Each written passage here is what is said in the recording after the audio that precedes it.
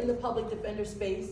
I was a public defender in Philadelphia. I became a federal defender in the state of Delaware, and then Josh Shapiro appointed me to run the Montgomery County office of the public defender when he became county chair. And then I was able to go back where it all started and run the Defender Association of Philadelphia, which is an organization of over 500 people and over a $50 million budget. So I have some structural leadership, and I am now a partner at a law firm where I represent women CEOs, thank you, and elected officials across the state. Because oftentimes women don't get the narration, the support, and the people who will fight for them the way we need to be fought for. I know I was the first in each of my roles to be the first African American, and I understand the scrutiny, and that can sometimes come with that. So we want to make sure that women are well protected. But I am running for the office of the Attorney General because that office is amazing.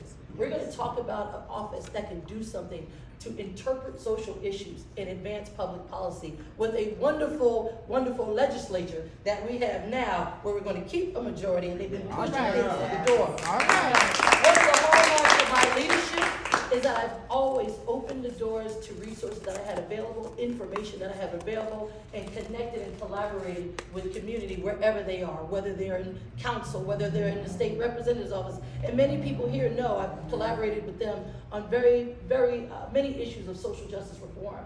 But this one also helps us collaborate with the community, helps them connect to what that role does. Stuff like economic justice, when elders don't know about what they should be getting or how they're getting scammed and how they can file complaints. Asset protection, making sure that we know what's our rights and what's available to us, so that when we have houses and we get sick, we don't have to get, all of our assets don't have to get taken from us. Right. And making sure that people aren't being predatory and price gouging when we need vital things that help keep our health and wellness. Health and wellness is going to be a huge area that I want to make sure I bring to the forefront our issues and how sometimes they're very ignored.